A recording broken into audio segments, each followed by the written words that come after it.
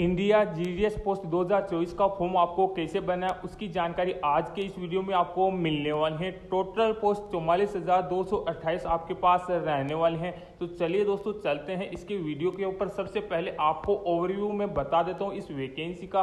तो इसके अंतर्गत इंडिया पोस्ट ऑफिस के अंतर्गत आपकी ये वैकेंसी आई है, जिसके अंतर्गत दोस्तों 44,228 वैकेंसी हैं। आपकी एप्लीकेशन 15 जुलाई से लेकर 5 अगस्त तक फॉर्म भरे जाएंगे। मोड ऑफ एप्लीकेशन की बात करें तो ऑनलाइन एप्लीकेशन आपकी रहने वाले हैं। आपकी सैलरी की बात करूं तो 21,700 रुपये से लेकर 69,100 रुपये आपसे पेमेंट लिया जाएगा। कैटेगरी की बात करें तो दोस्तों सभी वैकेंसियां ऑल ओवर इंडिया की है, यानी हर कोई इसमें फॉर्म अप्लाई कर सकता है। बात करें एप्लीकेशन फीस की तो 100 रुपये जनरल से लिए जाएंगे, ओबीसी और ईवीएस से भी 100 रुपये लिए जाएंगे। वहीं SC/ST कैंडिडेट को कोई चार्ज आपको नहीं देना। बात करें आपका सिलेक्शन किस आधार पर होगा, उसकी एज कितनी रखी गई है, तो मिनिमम एज आपकी 18 साल होनी चाहिए। वहीं मैक्सिमम एज की बात करें तो 40 साल तक आपकी एज चल जाएगी। वहीं SC/ST कैंडिडेट और ओबीसी कैंडिडेट को 3 और 5 साल तक की छूट मिलने वाली हैं। बात करें आपका सिलेक्शन बेस किस आधार पर रहेगा, तो आपको दोस्तों अप्लाई करने के लिए कम से कम 50% अंक होने चाहिए 10वीं के अंतर्गत। आपका सिलेक्शन मेरिट के आधार पर रहना चाहिए, लेकिन मेरी तरफ से ये गलत है दोस्तों, क्योंकि सभी को मौका जब मिल रहा है तो आपका एग्जाम कंडक्ट होना चाहिए। आपके अनुसार भी बताइए क्या इसका एग्जाम होना चाहिए या नहीं होना चाहिए, क्योंकि एग्जाम देंगे तो दोस्तों जो टैलेंट के आधार पर जिसका सिलेक्शन होगा वो अपना सिलेक्शन ले पाएगा। बाकी अगर आप मेरिट के आधार पर करोगे तो अंकों का दोस्तों कोई चयन मान्य नहीं रहता। ज़्यादा की अंक जितने ज़्यादा रहेंगे उसका सिलेक्शन मेरिट के आधार पर आप कर दोगे। तो मेरे हिसाब से तो ये गलत है, लेकिन दोस्तों अभी क्या कर सकते हैं, सरकार के द्वारा बोला गया है कि मेरिट के आधार पर ही सिलेक्शन आपका होने वाला है। आपको मैं बता देता हूं अभी चल के कि आपको अप्लाई किस प्रकार करना होगा। तो सबसे पहले आपको इंडिया पोस्ट जीडीएस की ऑफिशियल साइट पे आ जाना है। यहां पे आके आपको दोस्तों कैंडिडेट कॉर्नर के ऊपर रजिस्ट्रेशन वाले पोर्शन पे क्लिक कर देना है। यहां पे आपको पूरी जानकारी फिलअप करनी होगी। सबसे पहले आपको मोबाइल नंबर की जानकारी देनी है, उसके बाद में वैलिडेट मोबाइल नंबर पर क्लिक कर देना है। यानी आपके मोबाइल पे OTP आएगा, तो OTP यहाँ पे आपको भरना होगा। उसके बाद में दोस्तों नंबर 2 के अंतर्गत बोला गया है कि ईमेल आईडी आपकी फिलअप करनी है। ईमेल आईडी की भी दोस्तों वैलिडेशन चेक की जाएगी, यानी उसके ऊपर भी OTP आएगा, आपको वैलिड करना पड़ेगा, क्योंकि ये जरूर चेक किया जाता है। उसके बाद में आपका एप्लीकेशन यानी आपका जो नाम है वो भरना है। किस आधार पर, आपका नाम दोस्तों आपकी मार्कशीट के आधार पर ही होना चाहिए। नेक्स्ट की बात करें तो आपके पिताजी का नाम, वो भी आपके दोस्तों 10th की मार्कशीट में होगा। सेम नाम आपको यहाँ पे भी फिलअप करना होगा। इसके बाद में दोस्तों ये नेम क्यों इसलिए बोल रहे हैं, क्योंकि दोस्तों बाद में आपका नाम अलग रहता है। कई बार आधार कार्ड में पूरा नाम आपने नहीं लिखवाया होगा। डेट ऑफ बर्थ के अंतर्गत आपकी डेट ऑफ बर्थ भी 10th की मार्कशीट में मिल जाएगी। जेंडर यहाँ पे सिलेक्ट कर लेना है, मेल हो या फीमेल। उसके बाद में दोस्तों इसमें बोला गया है कम्युनिटी भी आपकी सिलेक्ट कर लेनी है, जैसे OBC के हो, UR के हो, SC/ST के हो, जो भी आपकी कैटेगरी है यहाँ पे आपको चूज कर लेनी है। उसके बाद में आपका सर्कल, ये सबसे इंपॉर्टेंट है। इसमें पूछा गया सर्कल विच स्टैंडर्ड, यानी आपने जो सेकेंडरी स्कूल पास की थी दोस्तों वो आपने चूज कर लेना है। जैसे दोस्तों राजस्थान है तो राजस्थान, उत्तर प्रदेश है तो उत्तर प्रदेश आप सिलेक्ट कर सकते हो। उसके बाद में आपने कब स्कूल पास किया था उसके आपको यहाँ पे चूज करना है। इंटर दोस्तों ये जो आपको कैप्चा कोड दिखाई दे रहा है वो कैप्चा कोड आपको यहाँ पे इंटर कर देना है। उसके बाद में दोस्तों नेक्स्ट के ऊपर आपको आधार नंबर यहाँ पे फिलअप करना है, जो आपका आधार नंबर होगा। उसके बाद में दोस्तों are you person with disabilities, अगर आप डिसेबिलिटी पर्सन हो तो यस कर दीजिए, अदरवाइज नो कर सकते हो। उसके बाद में दोस्तों 11 नंबर A और 11B की भी दोस्तों डिसेबिलिटीज पर्सन के लिए रखा गया है, ये भी आप छोड़ सकते हो। उसके बाद में दोस्तों इसमें पूछा गया है कि सिलेक्ट PWD कैटेगरी, और आपकी लैंग्वेज यहाँ पे चूज कर लेनी है। जो आपने 12th यानी 10th में पास किया था उसको आपको 12 नंबर कॉलम में लैंग्वेज यहाँ पे सिलेक्ट कर लेनी है, जो भी लैंग्वेज आपको आती है। उसके बाद में दोस्तों अगर आप एम्प्लॉयर यानी सरकारी कर्मचारी अभी हो और आप इसका फॉर्म भरना चाहते हो तो इसमें यस करना, अदरवाइज नो कर देना। अगर आप एम्प्लॉय हो तो दोस्तों आपको NOC भी आपको देना होगा, उसका डॉको भी दोस्तों फोटो भी आपको यहाँ पे अपलोड करना होगा। तो अगर आप हो तो दोस्तों देख लीजिए, आपको इसमें फोटो अपलोड कर देना है। उसके बाद में आपकी खुद की फोटो यहाँ पे अपलोड कर देनी है दोस्तों। जो पासपोर्ट साइज आपकी रंगीन फोटो होगी वो यहाँ पे आपको अपलोड कर देनी है।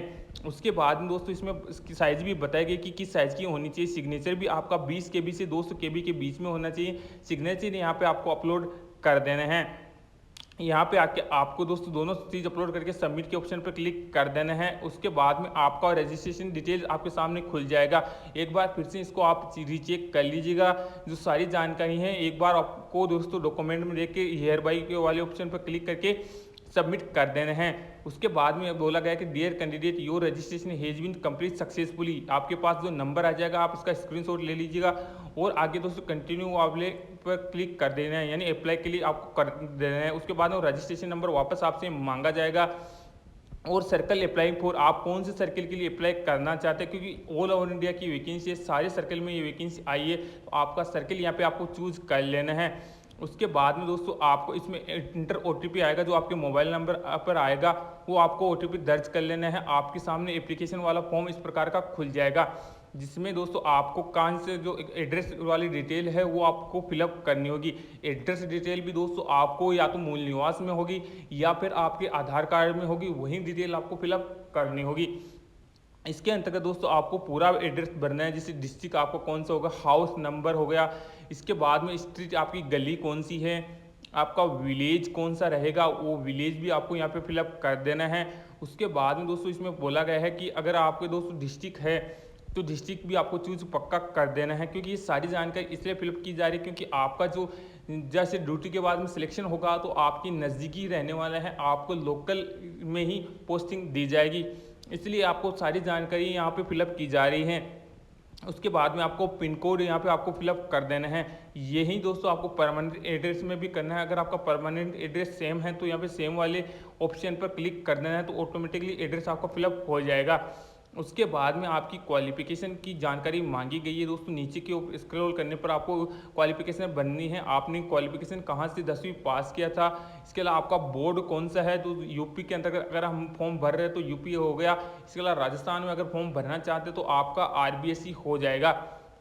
उसके बाद में दोस्तों इसमें पूछा गया है कि आपका जो रिजल्ट टाइप है वो आपको यहाँ पे भरना है, यानी आपका दोस्तों कितना सब्जेक्ट में आया था, आपने कितने सब्जेक्ट लिए थे और कितने मार्क आपके बने थे। आपको भी पता होगा कि ये मेरिट बेस्ड वैकेंसी है, इसलिए आपके अंकों को यहाँ पे बहुत ज़्यादा मायने रहने वाला है। तो अंक आपको दोस्तों सही एकदम जानकारी देनी है दोस्तों, हर विषय की जानकारी देनी है, जैसे इंग्लिश में कितने बने थे, हिंदी में कितने अंक आपको बने थे, जैसे आपको दोस्तों मैथमेटिक्स की जानकारी देनी है, इंग्लिश की जानकारी देनी है, तो 100 में से आपको कितने नंबर मार्क आए थे वो यहाँ पे आपको जानकारी भरनी है।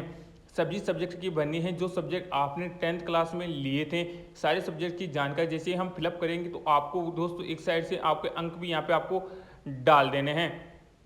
सारे अंक डालने के बाद में दोस्तों यहाँ पे आपको पास विथ मैथमेटिक्स और इंग्लिश, या पूछा गया है कि आपने दोस्तों मैथमेटिक्स और इंग्लिश के साथ पास किया है तो यस कर देना है, और दोस्तों आपको सारी जानकारी इसके अंतर्गत भर देनी है। इसके अंतर्गत पूछा गया है कि आपके मैथमेटिक्स में कौन सी लिया था आपने, तो आपको मैथमेटिक्स चूज कर लेना है सिंपल वाली, और उसके बाद सेव एंड नेक्स्ट वाले पे क्लिक कर देना है। ये जानकारी आपकी सेव हो जाएगी। इसके अंतर्गत दोस्तों अगर आपने स्कोर कार्ड भी भर देना है, क्योंकि आपको पूरे टोटल मार्क्स जैसे आपको तो पता होगा कि आपके कितने परसेंटेज बने थे, वो भी आप ऑटोमेटिकली चूज कर सकते हो। अदरवाइज दोस्तों ये अपने आप ही कैप्चर कर लेता है। उसके बाद में दोस्तों आपका रजिस्ट्रेशन कंप्लीट हो गया, एप्लीकेशन फॉर्म भी भर लिया और आपने दोस्तों पोस्ट को भी प्रेफरेंस दे दिया, यानी आपने कहाँ से भरना वो भी जानकारी आपको दे दी। सर्कल कौन से के लिए अप्लाई करना चाहते हैं, तो आपके सर्कल जैसे जैसे जिस राज्य में सर्कल कितने सर्कल है वो सर्कल आपके सामने आ जाएंगे। 9 सर्कल 10 सर्कल जो भी हैं आपके स्टेट के अंतर्गत, सारे सर्कल आपको चूज कर लेना है, क्योंकि जितने ज़्यादा सर्कल आप चूज करोगे उतना ही आपके लिए बढ़िया रहने वाला है। क्योंकि दोस्तों जितनी ज़्यादा सर्कल चूज करोगे उतनी ही पोस्ट आपके अंदर कवर होने वाले हैं। जैसे मैंने 10 सर्कल चूज किए होंगे तो दोस्तों 10 सर्कल पर जितनी वैकेंसी हैं आप उनके लिए सबके लिए अप्लाई हो, एलिजिबल हो, यानी जितनी मेरिट छटेगी उन मेरिट में आपका नंबर टॉप पे रहने वाला है। इसलिए हमारी एडवाइस है कि आप जितने से ज़्यादा सर्कल चूज कर सको वो आपके लिए बेस्ट रहने वाले हैं। सर्कल चूज कर लेना है आपको दोस्तों, जैसे पोस्ट प्रेफरेंस दे देना है कि आप कौन से कितने नंबर पर सबसे पहले, अगर आपका जो नज़दीकी है सबको उसको सबसे नंबर 1 पे रखना है। जो धीरे धीरे जितने दूर रहते हैं पोस्ट सर्कल वो आपको नंबर 2 नंबर 3 नंबर 4 ऐसे ऐसे आपको सिलेक्ट धीरे धीरे कर लेना है। उसके बाद में दोस्तों आपको ये भी देखना है कि अगर कितनी वैकेंसी है आपकी पोस्ट सर्कल के अंतर्गत, तो इसमें दोस्तों जो क्लिक हियर का ऑप्शन है वहाँ पे आपको देख लेना है। तो इसमें बोला गया है to download the eligible vacancies for the selected division, यानी डिवीजन के अंतर्गत कितनी वैकेंसी और आप उनके लिए एलिजिबल हो या नहीं हो उसके बारे में यहाँ पे जानकारी आपको पूछी गई है। तो 10 सर्कल हमने ऑलरेडी भर दिए। उसके बाद भी इसमें पूछा गया है select circle and division for verification of documents, यानी आपका डॉक्यूमेंट वेरिफिकेशन कहाँ आप चाहते हो। तो आप बेसिकली हमारी सर्कल में चाहेंगे हम कि हमारा वहीं पे डॉक्यूमेंट वेरिफिकेशन भी हो जाए। तो आपको डिवीजन चूज कर लेना है और आपका दोस्तों जो नज़दीकी क्षेत्र है वो क्षेत्र भी इसके अंतर्गत चूज कर लेना है, यानी डिस्ट्रिक्ट इसमें चूज कर लेना है। उसके बाद में आपको सारा जो टर्म्स एंड कंडीशन है पढ़ के उसको सेव एंड नेक्स्ट पे क्लिक कर देना है। उसके बाद में अगर आप ओबीसी कैंडिडेट हो या जनरल के कैंडिडेट हो तो आपको दोस्तों अपने इस एप्लीकेशन फॉर्म को सबमिट करोगे तब आपको एप्लीकेशन फॉर्म के रूप में फीस मांगी जाएगी। अदरवाइज अगर आप ऐसे एसटी हो तो फॉर्म ऐसे ही भरा जाएगा।